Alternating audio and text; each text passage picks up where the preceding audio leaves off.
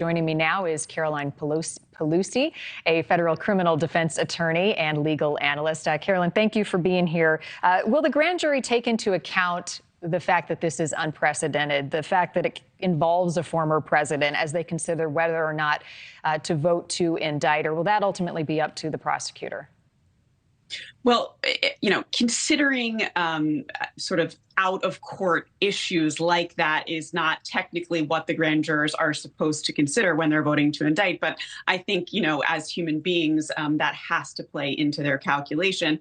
It's more of an issue for District Attorney Bragg, really, from a political perspective, whether or not he wants to be the first guy to take a bite at the apple, so to speak. President Trump has, 4 investigations swirling around him, and Bragg's getting a little bit of flack for being the first to go with this offense because, as you noted, it's not really the crime of the century. It's a low-level misdemeanor offense. Potentially, it could get kicked up to a felony if prosecutors are able to prove additional hurdles. But still, it's the lowest level felony that there is in New York. Likely wouldn't carry jail time. So, yeah, we're waiting and watching today.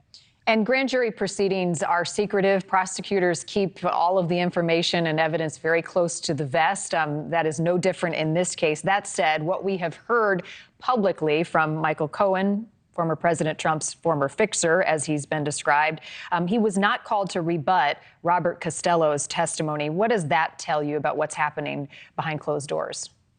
Yeah, it's interesting. Bob Costello was actually requested to testify by Team Trump under the New York State guidelines for grand juries of this nature. Defendants have that right. And so I think that, that put a little bit of a wrench in the timing. I don't know that the DA's office was expecting to have Costello come testify, but he gave a presser on the courtroom stairs saying that, he was on the side of the truth. He just was going to tell the truth. Now, to me, it's shocking and a bit unbelievable that, as he claims, Michael Cohen waived the attorney-client privilege.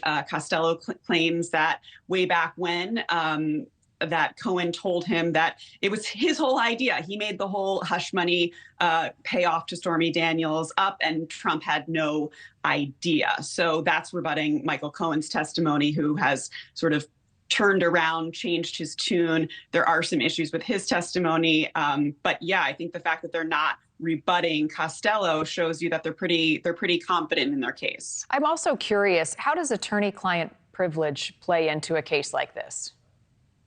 It's huge. And as I said, Bob Costello claims that he is able to testify before the grand jury because his client waived that right. The privilege is unbreakable unless the client waives it. And so he claims that he can show emails and testify about what Michael Cohen told him way back when because it has been waived. So it's an interesting twist. Right. And lots of scenarios could play out here, you and I both know. But if Trump were to be indicted, and that would set a major precedent, this thing were to go to trial, would he be called to testify? Could he plead the Fifth? I mean, what are some of the implications of that, and how long could this process take? No, it's huge. I mean, in terms of returning an indictment today, all the reporting indicates that, the grand jury will be deciding today. There needs to be a summation. The prosecutor will sum up all of the evidence and then go over the indictment. And then, 99 out of 100 times a grand jury votes to indict. There's a reason why there's that phrase, you could indict a ham sandwich. It's very easy to get the indictment. Thereafter, I think, it's sort of questionable to judge what could happen thereafter if the DA does want to take this to trial. There could be some sort of plea negotiations involved. President Trump has, the reporting has been that he's kind of welcoming this charge. But I think in reality, he probably likely does not want to go to trial on this and open himself up to discovery. No, I'm sure he likes the attention, though. The other thing, and you brought this up just a moment ago, the other cases, the investigations into allegations of voter tampering in Georgia, the classified documents probe in Florida. Any of these cases, can they be connected? Are prosecutors talking, or are they completely separate from one another?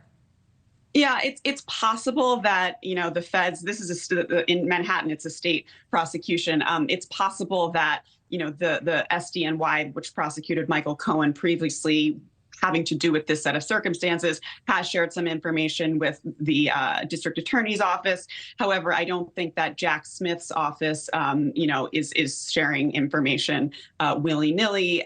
It would have to be sort of tightly guarded. But yeah, there are a lot of investigations going on right now swirling around former President Trump. And we wait. Caroline Polisi, thank you. Thank you for watching. Go to newsnationnow.com to find News Nation on your television provider. And don't forget to click the red subscribe button below to get more of News Nation's fact-driven, unbiased coverage.